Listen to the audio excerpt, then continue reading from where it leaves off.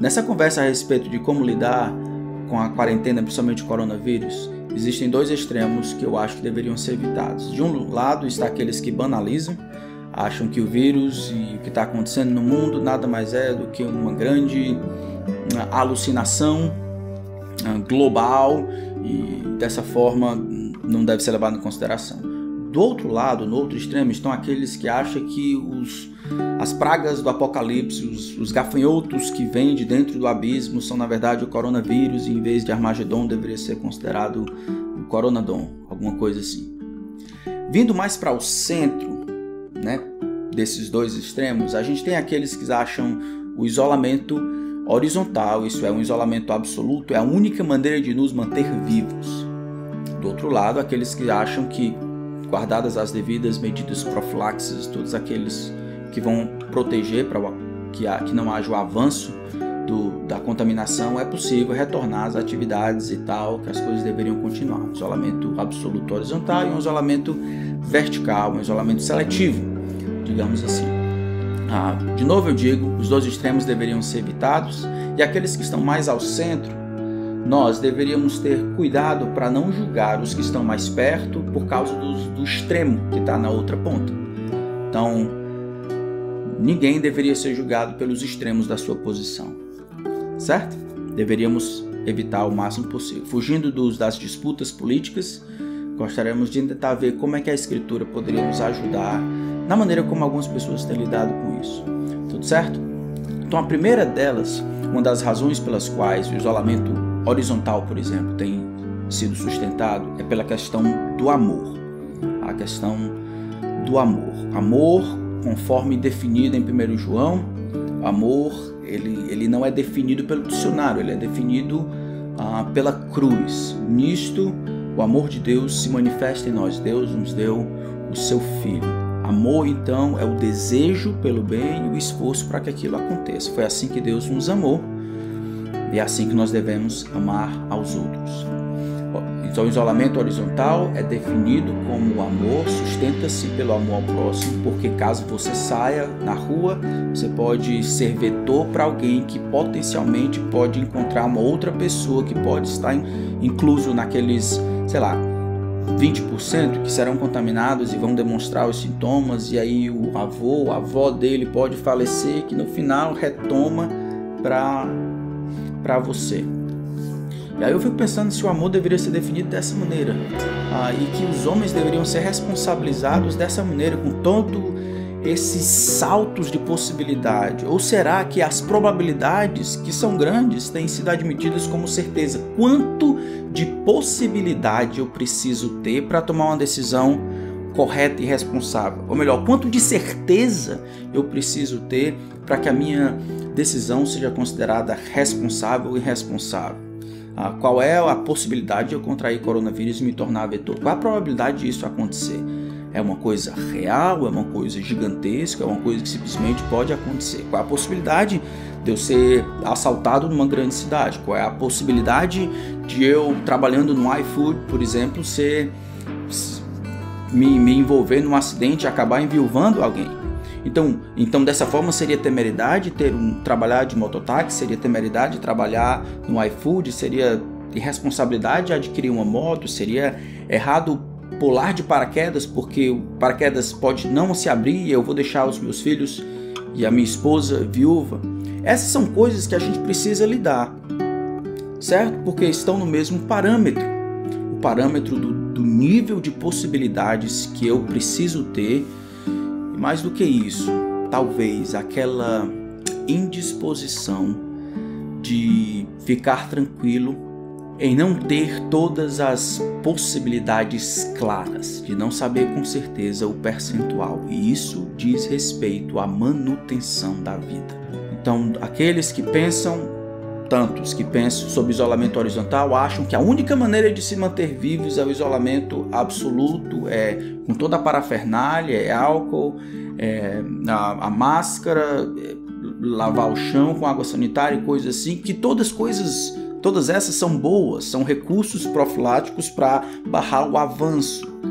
Elas, no entanto, conseguem manter e preservar a vida de alguém? Que é a vossa vida, Tiago diz, sois apenas como uma neblina que aparece por um instante e logo se dissipa. Para qualquer movimento, para qualquer plano, bom ou ruim, deveria ser perguntado: se o Senhor quiser, não somente faremos isso ou faremos aquilo.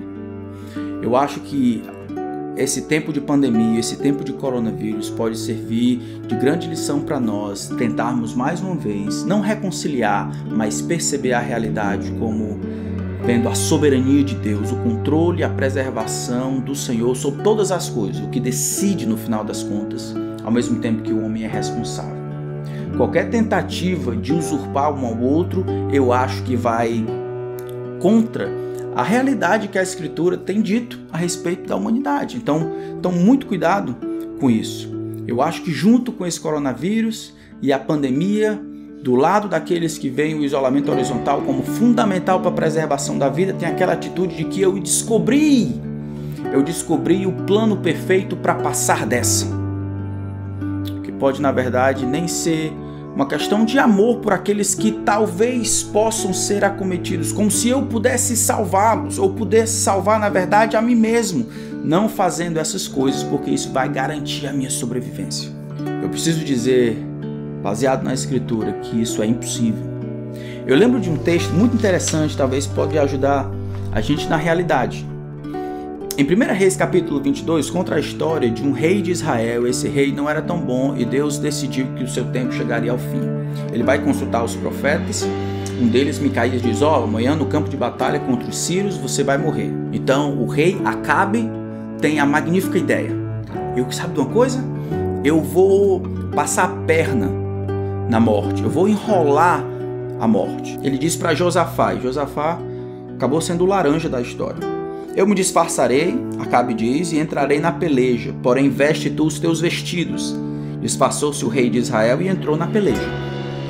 Josafá, então, rei de Judá, e Acabe, rei de Israel, eles vão juntos lutar contra os sírios. No meio da batalha, versículo 34, o homem armou seu arco ao acaso e feriu ao rei de Israel por entre as juntas da sua armadura, pelo que disse a quem lhe guiava o carro: dá volta, leva-me para fora do exército, porque eu estou gravemente ferido. O rei foi sustido do seu carro contra os sírios e à tarde morreu. Não, olha o que está fazendo aqui. Olha a maneira como está sendo descrito. Era vontade de Deus que Acabe terminasse os seus dias no outro dia.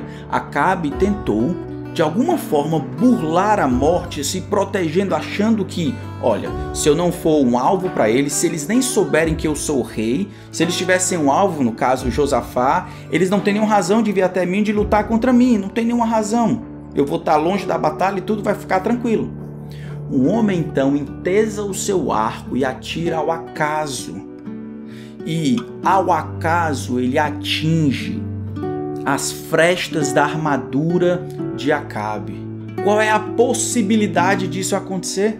Nenhuma, a não ser que a vontade de Deus, que é quem sustenta de fato a vida, tivesse estabelecido, antes de tudo, de que era o dia de Acabe. O dia, a hora e o como Acabe iria morrer. Ele iria morrer na batalha. Então, muito cuidado, irmão, juntos com essa pandemia, essa quarentena, existe aquele desejo velado de ter o controle, achando que é possível preservar e manter a própria vida se eu fizer isso. E se eu não fizer isso, então as pessoas de fato não irão morrer, coisas assim. O equilíbrio precisa ser alcançado. Todas as medidas profiláxicas, todos os cuidados podem ser, mas aquelas coisas que nós precisamos fazer, porque Deus nos mandou fazer, elas devem ser feitas na expectativa de que, não importa o que aconteça, estaremos fazendo a vontade de Deus, deixando com Deus a preservação da vida, sem ser irresponsáveis, mas sem temer. Esses dois conceitos precisam estar juntos. E aqui eu faço um apelo, muito mais do que fique em casa. Eu acho que os líderes, pastores, aqueles que têm a responsabilidade de guiar o povo, deveriam dizer às pessoas, mais do que fique em casa, preparem-se para encontrar-se com o Senhor. A ira de Deus se revela do céu, existe uma ira que está reservada para o futuro, e a única maneira de serem cobertos e protegidos dessa ira que há de vir cobrindo-se com o sacrifício perfeito de Jesus Cristo. Arrependam-se dos seus pecados, creiam em Cristo e esperem por Ele. Preparem-se para se encontrar com o Senhor.